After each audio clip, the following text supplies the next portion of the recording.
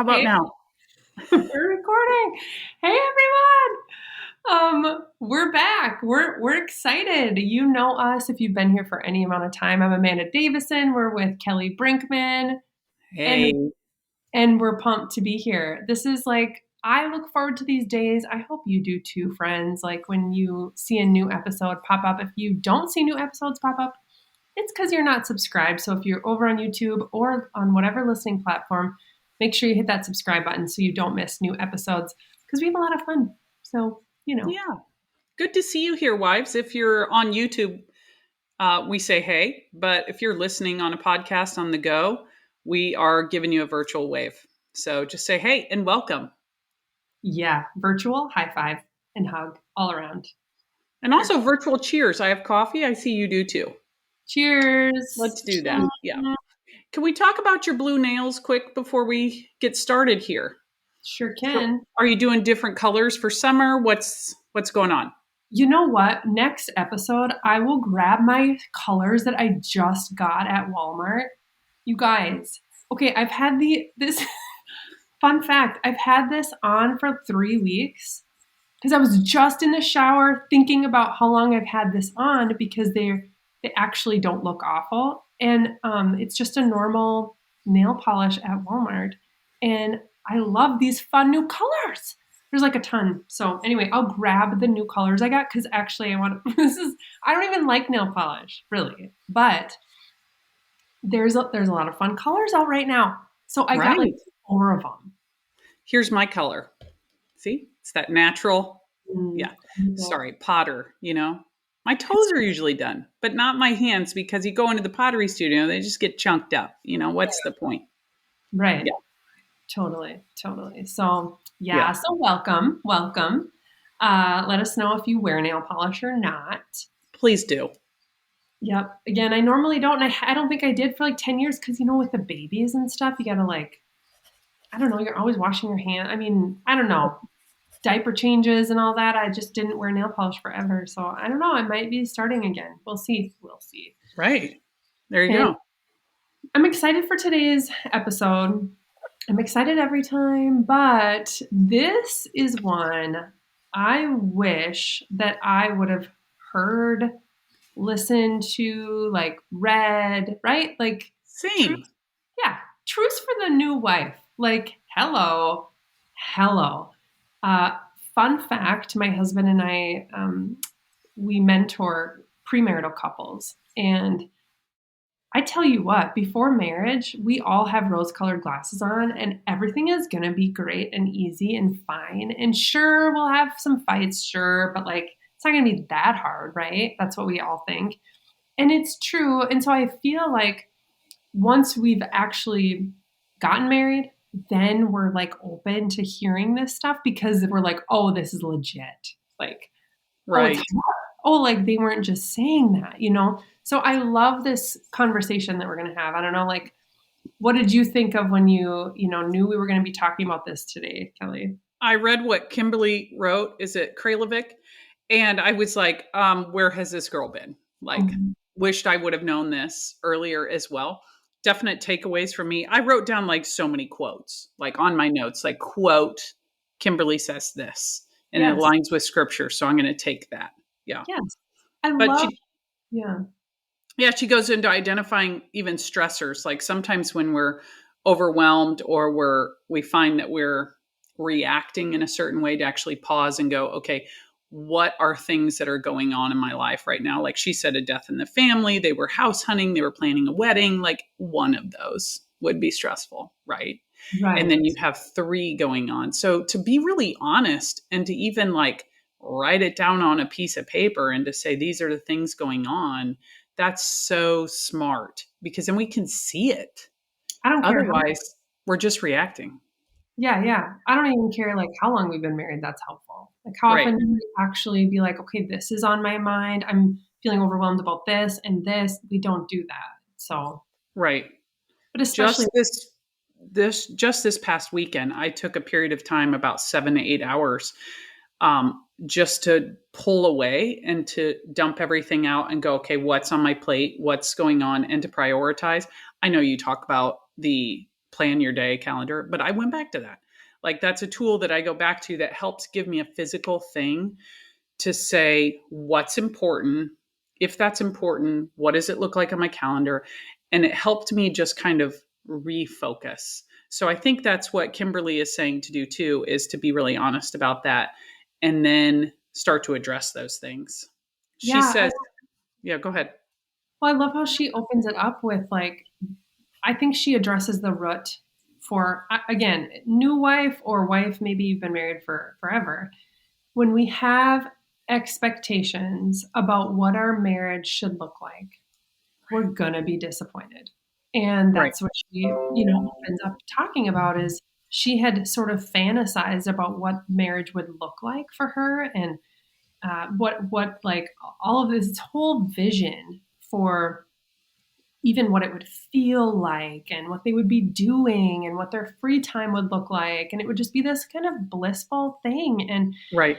she says, my perfected imaginary bubble quickly burst as reality unfolded. And I think she hits it right on the nail because, again, no matter how long you've been married, we can forget this. And especially though, as new wives, it's like we go into marriage feeling like, and thinking that this is going to be this particular thing and it's going to look a certain way and I'm going to feel a certain way and then it's not. And then what do we do with that? And that's the scary part. I Right. know for myself, we've shared here many times on Wife Like Me. That's when myself years after marriage, then I was like, well, I don't want this. If you're not going to be this for me, I don't want up any of it. I want out, and that's why we're here to help understand like a biblical understanding of marriage and what does it mean to have a marriage that is firmly rooted in Christ, because I didn't know that. And so therefore, but that's really tricky when we grow up in a world where the culture's voice is so loud. It's hard to remember that these expectations are not from the Lord. They're from people, they're from our hearts, they're from selfish ambition, they're from anything but God. It's not bad to Right. have a desire to have a healthy, fulfilling marriage. That's not bad.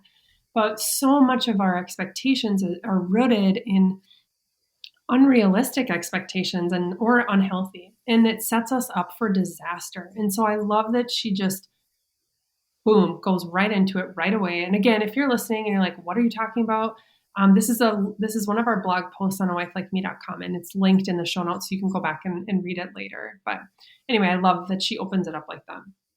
Right. And it's not something that's just for newlyweds, but it's for really every season in your marriage. I mean, we're just coming into right now, just getting into the heat of summer and that being a new season. And what does that look like? And I am reminded that our marriage goes through different seasons too. And so to actually slow down and say, what do I actually expect?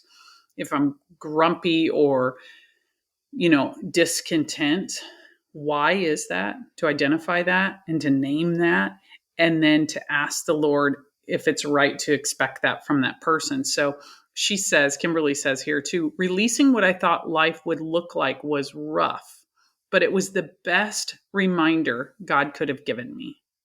And to Yes. not put our husbands like in charge of our very happiness and our very fulfillment or our job or our kids or our friend group. None of those are actually designed to fulfill us, to make us happy, to give us joy, right?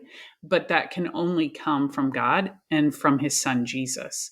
So to break it down to that level is actually going to be salve on the issue. It's not just another band-aid, but actually addressing it at the root issue so that it doesn't keep reoccurring or manifesting itself in different ways. So Yeah. wise. And what she says after that, I love, she says, God had given me almost exactly what I wanted. The kindest man. Right. Yet, I was still hungry for more. And I think that's telling for all of us. It should be like super humbling because that's like where we like look in the mirror and like are honest with ourselves and be like, what's really going on here? Like, where are these deep rooted insecurities, like Kimberly talks about, within my soul? Right. What am I so dissatisfied with, that like that I'm just clearly like like what is going on? Like search my heart, and is it Psalm 24, 134, I think?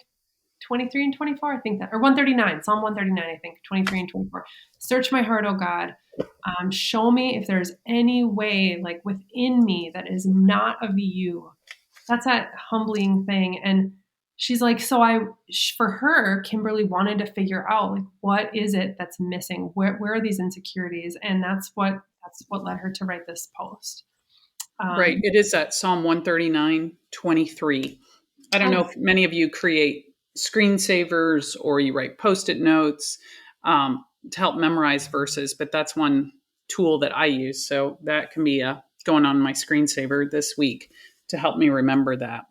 And I think too, she doesn't really delve into this, but when we talk about infidelity or we talk about going outside of the marriage, one of the reasons from what I've learned that we even begin to think that is because we think perhaps in this situation, she's been given everything that she's ever wanted, everything she's dreamed of. And you think, well, maybe since I'm not getting it, maybe it's with the wrong guy. And we start to think, well, surely the grass is greener or I'm going to get it from someone else. But when she has the courage to actually say, wait a second, I think it's something deeper that no person can actually meet, then that's one way to guard your heart and to guard your marriage and your relationship. Yeah. It's so easy to be, again, that's I think the like the lure of the enemy. He wants us to grab on, take a bite so he can just take us away, to take the bait of like something could be better. There's something that could be better here. Instead of thinking that and taking that bait, we can, and this is what's super humbling probably, right? Is like that moment of like, but do I honor the Lord? Am I in awe of him? And do I want to honor the Lord? Because if I do, I'm going to say no to that temptation, that fantasizing, that thought, that whatever. And because I'm going to honor the Lord. Like over Right. and above our husbands, ladies, I wish someone would have told me this a long time ago. They're never going to be like, sure, even on their best days, they're pretty cool. Okay. But Right. even then, they're not all that cool. And like, for real, like that's just the reality. Like they're great, but they're not God. And so we Right. have Nor are we. right. And so we have to come to this place. Well, we can, if we choose to say like, and I'm going to honor God, like no matter what. So like, I wish people said that like at the altar, or pastors, like, even if this is not what you think it's going to be like, are you going to honor the Lord here? Like that's what we're saying. And so even when your husband forgets, or he's whatever, or you whatever, or whatever, like, are you still going to honor the Lord over and above all of it? Because if you can say yes to that, then it's going to be easier for you to not take that bait. It doesn't Right. mean it's not going to be there. It's just going to be like, yep, I'm frustrated, I'm disappointed, I'm whatever. And I'm having these, I'm like, oh, wouldn't it be nice to blah, blah, blah, blah, blah. But I honor the Lord. So no, like I want to honor him. So like, so I don't know if that makes any sense, but that's like where my mind goes. And I love that she leans in, like you say, she leans into her heart's desire to actually honor God and have the God of the universe search her heart and lead her into growth. And so, so good. So Right. And I love that she even decides that ahead of time. She doesn't say that outright here, but as you look at that, and I'm going to honor the Lord, you look at that, and that's knit into every bit that she shares with us.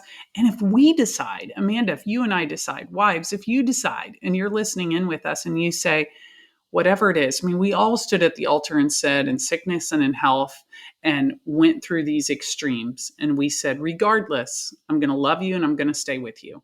If we go back and through a quiet moment of prayer and say to the Lord, I'm going to honor you above all things, then it makes all the decisions to come so much easier Yeah. because we've predetermined that, we've set it ahead of time, we've said this is the standard, it's not going to waver, and I'm going to honor the Lord in it.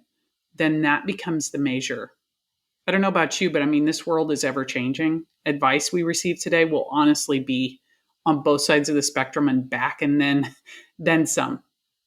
But this standard and God's standard doesn't change. So starting there is such a stronger place for your marriage, both as newlyweds and decades into it.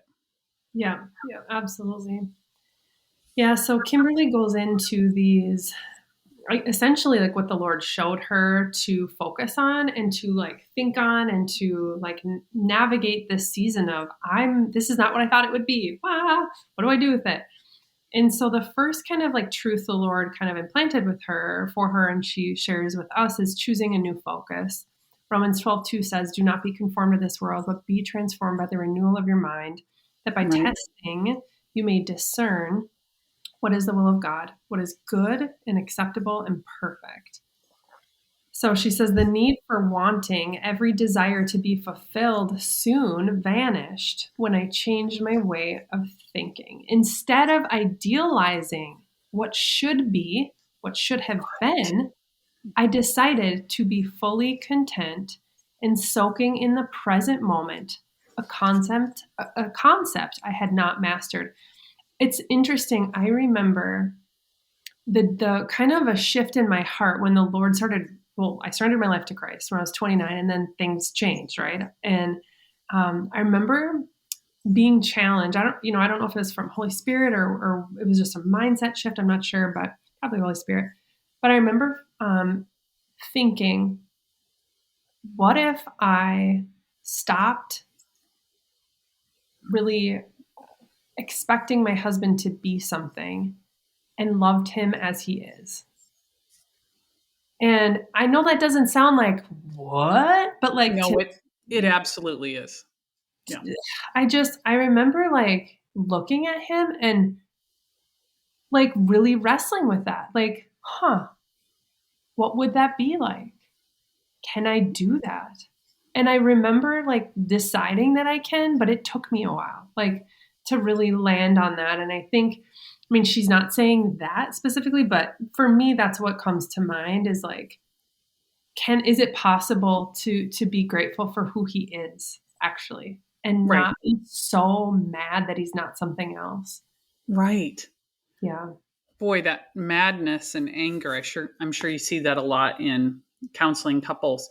That's kind of the easy knee-jerk reaction. It can be. But if we actually peel that back, and I love how you were that honest, like to say, how do I love him for who he is and not who I expect him to be? And it really is taking our own expectations, giving the guy a hand down off that pedestal that we put him on to be our everything, to like know our every thought, know what we need in every moment. Like it's just humanly impossible.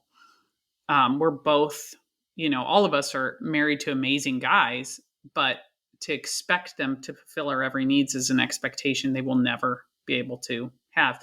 And vice versa. I mean, they can think that of us too. They can think that we're pretty amazing, but we can't actually meet their every need. So Yeah. once we get that, oh gosh, once we experience that in our marriage and we begin to live that with the grace that she said, give yourself grace. She's talking about how to actually live that and what that looks like. Yeah. So she's inviting us to give ourselves grace through those unexpected feelings of maybe disappointment that they didn't come home with flowers that day, or they didn't know that this was going on in my world and didn't ask about it. But to give yourself grace and say, wow, you were upset or disappointed by that, instead to express that to your mate and to begin to talk through it. I also love how she says, she kind of hits on this a few different times that she says it's not a race. Marriage is not a race to get to the finish line, to live happily ever after. But there's beauty, she says, in the daily effort it takes for two to become one. And it's this, she said later, that it's a joyous journey and a new opportunity to grow together. I think so often we go and we head into a marriage thinking it's going to look like this mature Christian couple or whatever we have this idealized picture of. It's going to look like that marriage. When it's like, no, there's like years behind the scenes there that they've been pruned and stretched and man, just through hard things and so Yes. much humility and pride and then more humility and then more pride and like just like years of that. And so to be again, I think goes back to what I was just saying of like, can I see the beauty in today in this marriage? And for as hard as and honest and the ways that we both can grow and can I actually like celebrate what we have? Um, Right. I love that. Um, Right. She she, did say her second point too was erase assumptions. She thought the honeymoon would be the best and the be all and the romantic movie part, but to actually then experience it and say, hey, we're still actually getting to know each other and living together and spending all of our days together. Um, your marriage can thrive even if you don't start your life together how you imagined. And mm, so to be a wife and to say, you know what? Honestly, I was disappointed by those first couple weeks because my expectations or my thought of what life would be like was here and reality was kind of like not even on the same plane, it was over here. yeah, To be honest with that and go back and say, wow, I may have there was a disconnect there and the disconnect was my expectations. To go yeah, back and then start to move forward in your marriage and say, where are we at today? Her wife step at the end was writing down what you're grateful for and how you've grown as a mm, couple. I mean, yeah, you know me, I'm probably going to talk about those on a date night because I like to have like a good, juicy nugget to chew on. I don't go with pad and paper and write it down, but those are things that are kind of on my heart that I go, wow, okay, I've processed that as much as I can. I want to talk to Mark about that and say, how have we grown? What are different seasons you've seen us go through? Because he's going to see things that I don't. yeah. Back to assumptions for a sec. If you are listening and sex in marriage has been difficult, I encourage you to get the Good Guy's Guide to Great Sex and the Good Girl's Guide to Great Sex. They're like partner books. Your husband can read the one, you read the other. They're phenomenal. Sheila Ray Gregoire writes them. Super, super good. So get those books if that's been kind of, if you're struggling like with, I thought the sex is going to be like this, it is not what I thought, whatever. And then I don't know if you have any truths to kind of add to Kimberly's list here, but I have one that I want to add. And that is, I mean, it sounds harsh, but there's not really a nice way to say it, that it's just not about you. And I wish someone would have told me that, even as like harsh as it is. I wish someone would have been like, Amanda, P.S. It's not about you. It's not Mm-hmm. about your husband. It's not about any of you. And Mm-hmm. you know, I guess I just don't hear that message even in the church or like in many teachings even where like yes, we can grow together. Yes, we can, grow in unity and intimacy and communication. Yes, and that's all good and amazing. And we have that opportunity with God's help to do that. But it's still not about you. Like the whole point is so that the world would know who Jesus is through Right. our marriage. So, like, the whole point of us wanting to grow together, it's not so that we can be happier. It's so that the world would see us in more pure hearts and love, reflecting the love of Christ for them. Like, that's the point. And so, I think that as hard as that is to hear, maybe for some of us, it's hopefully helpful because it puts things into perspective of like, oh, that petty argument over the dishes and how they need to be in the dishwasher and how your tone with me was like, I just can't let that go or whatever the case. It's like, dude, whatever. Like, whatever. We're not talking about abuse in any case here where it's not what I'm talking about. You don't just let that go. But all other things, it's just like, really? And I just, I need that for myself. Like, It's not about you, Amanda. It's not about you being right. It's not about your happiness. It's about Jesus and building his kingdom through your lives together, period. Right. So I have that to add. I don't know if That you have. can be such a disconnect because if you look at the kind of the bridal culture that I've experienced is making the wedding all about her and it's your day. And yes, it's very special and it can be very special, but it should be special because we're focused on it being reflection of Jesus. Yes. And so sometimes, I mean, I have to go back and just start from that and say, wait a second, was that $10,000 dress or whatever we're told will fulfill our every dreams? Was that really focused on me or was it focused on Christ and who we're being knit together to be together? And that our marriage is a reflection of Christ. You may not be there. There's times when I've not been there in marriage to see it that way, but to actually go back and go, why? Why marriage? And to look at that then does take the responsibility, the pressure off of us Mm. to be enough for him or to try to earn to be a good wife or him to meet all of our unspoken expectations. It really isn't about us. So it does free us up. When she said erase assumptions, you're right. That's at the very root of it. I love that. Yeah. And what you were just talking about, the purpose even of why we get married, when we've asked these premarital couples, so why are you getting married? It's so fascinating, like hearing their Mm, responses. And I would have answered the exact same way because really, I mean, it's kind of like you kind of look at each other like, wow. I mean, so we can have sex and not feel bad about it, or like, I mean, so we can have a family. Well, we're best friends, so why wouldn't we? Things like those answers. Typically, that's exactly what we would have said. Um, but it's like they're set at the fundamental, like foundational level. We are setting. We are. I just hope if you're listening, share it with a new wife. Share this with a new wife because we don't do a great job at really setting couples up, Christian couples up well, because that our answer should be that, like, why are we getting married? To bring glory and honor to God, to build his kingdom through the way right. we love each other. Like we should all know that answer. And I just have not met yet a couple who has known that answer before marriage. And so hopefully we can help change that too. But even if you haven't known it, maybe now you do. And now you can start that journey too if it's new to you. But just love this post. So thank you, Kimberly, for your words. We love you. Right. Great information to think about. And I think it's that developing that training to go back and be that gut level honest, with ourselves and to love on another wife by sharing that with her. So, yeah, thanks, Kimberly. Yeah, again, head over if you are new listening with us today. If you do not have our free marriage resources, make sure to head over to wifelikeme.com to pick those up. Just sign up for our email newsletter, and then you get all the free resources with that when you do that. Right.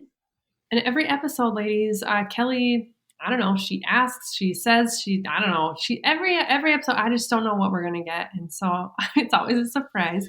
What do you have for us today, Kelly? So it's summertime. Okay. Schedules can be a little crazy, right? A lot of pool time, a lot of outdoor time, windy days. Do we do hats or no hats? Are you a hat person or not a hat? So, fun fact, I've had melanoma 3 times. First time was at age 20. My dad has stage 3 melanoma. So I call myself a sunscreen. Like I'm like paranoid about sunscreen. And so yes, I wear hats because of that. So Right. I usually have my baseball cap on. Like I actually showered today. And then every other day now this week I'll wear a cap. And then when Oh, I'm outside though, like if I'm outside reading or something, I'll have like my sun hat. I have a big sun hat on. yeah. What about you? So definite hats. Mhm. I am not a hat person. Like I try to buy a good baseball cap and try to wear it, and it just doesn't work out.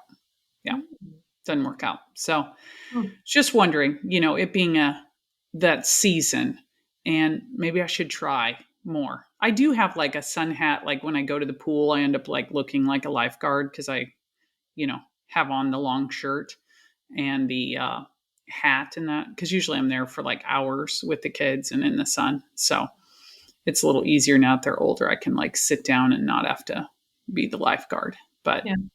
Well, the great yeah, thing about like a baseball cap is you can cover up everything. So you just literally throw it on, boop, done. Or little braid okay, inside or whatever. And or right. not, just leave it normal and put the hat on and no one knows you haven't showered in 4 days. It's See, fine.